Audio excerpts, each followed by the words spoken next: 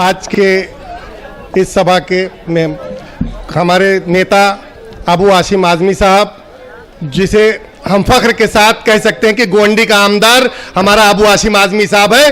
पूरे हिंदुस्तान में अगर कोई नेता मुसलमानों का जाना जाता है तो अबू हाशिम आज़मी साहब है।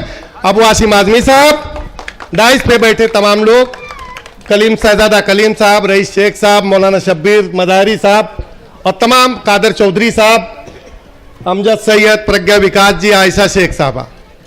दोस्तों, बोलना नहीं चाहिए क्योंकि जहां अबू हाशिम आज़मी हो वहां तकरीर की नहीं जाती, तकरीर सुनी जाती है दोस्तों। लेकिन हाशिम भाई ने कहा मुझसे 5 मिनट बोल दो।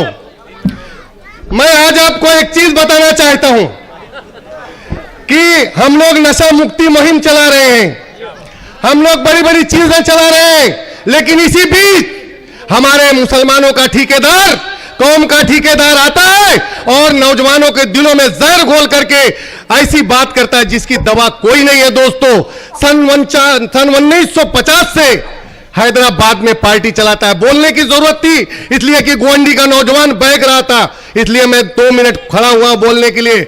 1950 से हैदराबाद में पार्टी ये दोनों भाई चला रहे थे, आज तक कहीं बाहर नहीं निकले। बीजेपी की हुकूमत के ठेकेदार ये लोग बाहर निकले।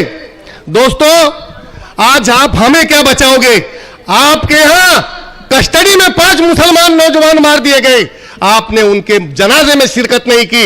अरे जनाजे में शिरकत नहीं कर सके तो कम से कम उनके घर पे जाकर के पुरसा तो दे दिए होते। मैं फख्र करता हूं ऐसे नेता पे जो यहां बैठा है। अबू हाशिम आज़मी 600 किलोमीटर 700 किलोमीटर चल के जाके उनके घरों में पुरसा किया। यह हमारे नेता का किरदार है। दोस्तों, हिंदुस्तान में कहीं भी अगर कोई भी जुल्म हो जाती होती है अभी तो अबू हाशिम आज़मी जाता है। दोस्तों, ये दोनों भाई, मैं हाशिम भाई का एक बहुत पुराना शेर था, अभी तो नहीं पढ़ते, बहुत पहले पढ़ते थे कि आरी में अगर लकड़ी का दस्ता नहीं होता तो लकड़ी के कटने का रास्ता नहीं होता।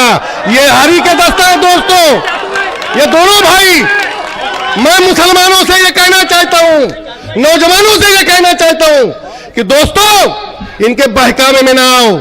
आप नशा तो रिहेबिलिटेशन सेंटर में जाकर के छुड़ा सकते हो, लेकिन ये जो जहर का नशा है जो ये घोल रहे हैं, ये आप कभी छुड़ा नहीं सकते। इससे आप बर्बादी के रास्ते पे जाओगे।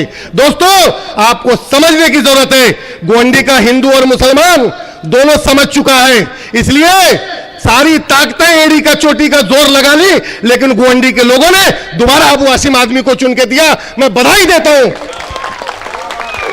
दोस्तों, यहां 10 से 12 हजार हिंदू वोट अबू हाशिम आज़मी को दिया।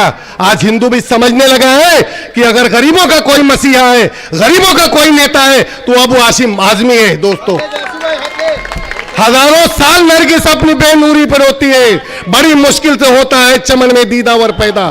दोस्तों, अबू हाशिम आज़मी हिंदुस्तान में कहीं भी जाते हैं तो हिंदुस्तान में अबू हाशिम आज़मी का नाम फख्र से लिया जाता है। हिंदुस्तान में नहीं, दुबई सऊदिया जब जाते हैं तो वहां से 50 फोन हम लोग को आने लगता है, अरे अबू हाशिम भाई आए, अरे अबू हाशिम भाई आए। इतना पॉपुलर नेता कोई हुआ है ना होगा। दोस्तों, कुछ दिन में ऐसा वक्त आएगा, हम लोग नहीं रहेंगे, उस वक्त अबू हाशिम आज़मी की मुसलमान के हर घर में तस्वीर होगी कि ये हम एक कौम का नेता था। दोस्तों, ये कौम का नेता था।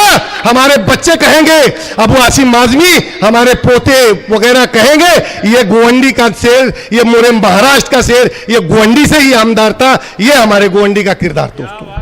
दोस्तों, आज मैं फिर कहना चाहता हूं, किसी के बहकावे में ना आओ।